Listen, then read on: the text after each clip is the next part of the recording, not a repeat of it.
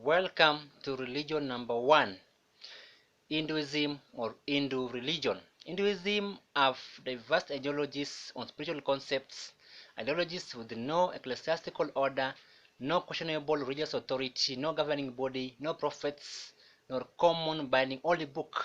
Hinduism is associated to relative religions as Hindu by faith, Hindu Buddhism, Hindu Islamic, Hindu Judaism, Hindu Christianity, Hindu philosophy, polytheistic or atheistic. So doubtful backgrounds doubles complexity. They acknowledge Brahman as All-Father, served by several divinities known as devas. Sacred or holy Vedas are four scripts in numbers: Book of Mantra, Book of Song, Book of Ritual, and Book of Spell, among other religious books, are ancient scripts used for divine teachings. Fertile symbols and rituals are ingrained in Hindu's life. Key fertile symbols are Yoni Mudra and Lingam Mudra, are hand gestures depicting valve and phallus. Lingam Yoni, lingam or phallus, and yoni or valve are most common fertile symbols. Yoni represent female sexual powers owned by goddess Shakti. Lingam represents male sexual powers owned by god Shiva. Lingam and yoni represents critical sexual union for male and female known as Shiva Lingam, oneness of a man and a woman. Lotus flower, known as Padma in Sanskrit, means female sexual organ. Most Hindu and Buddhist deities sit or stand on blooming lotus. Bell represents genitalia. A cone-shaped model is valve, and gong is the phallus. Hinduism is a complex religion. Rules are specified to individuals according to their gender, caste, and social status. What holds truth for one group might not hold truth for all. Privileged individuals are allowed into sexual unions, while unprivileged groups are disallowed into sexual unions depending on the casket. Sexual unions are complex in Hinduism, therefore difficult to generalize cultural practices and religious practices. Argument on sexual activities might be discussed from multiple perspectives, from being disallowed to allowed for certain persons or caskets. Different scripts have different understanding on sexual behaviors. Manusmriti forbids sexual unions among virgins and unmarried women. Unmarried may not mean singles, but allows sexual unions among prostitutes and married women. However, men are not restricted to sexual unions but restricted on casket. Sexual guilt from such sexual unions doesn't attract punishment. Such sexual offenses have provisions for atonement. Atonement makes humans to be prone to certain addictions.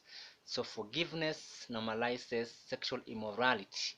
Manusmriti allows sexual unions based on circumstance. For instance, men killed during wars or attacks, from deadly floods, from deadly sea waves, from deadly famine, incapacitated men from fatal accidents. Among such disasters, special treatments for sexual unions were allowed to continue family lineage.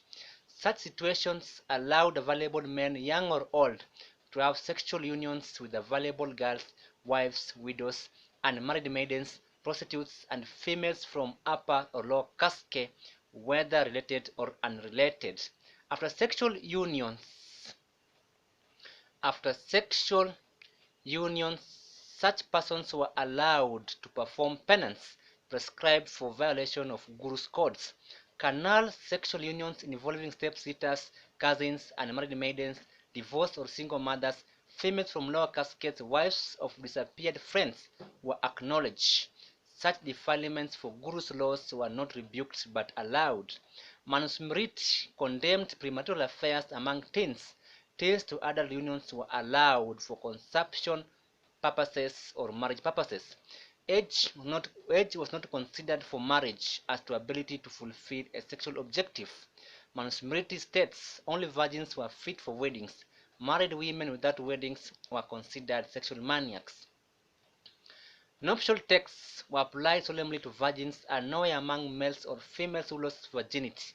Such females were excluded from certain religious festivals compared to such men until they were purified.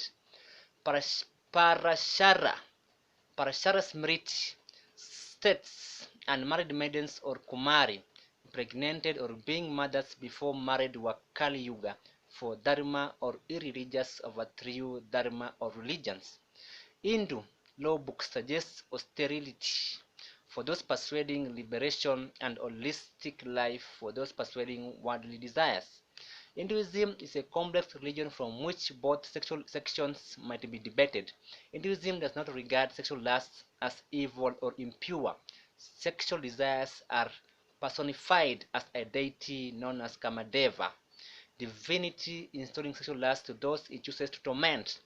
So human sexual desires are inspired by certain spirits. Sexual lust is virility, spirituality, austerity, creation, procreation, rebirth, and continuation for existence. Thanks for listening. Until next episode, always Emmanuel Sakit and the model of teenage pregnancy.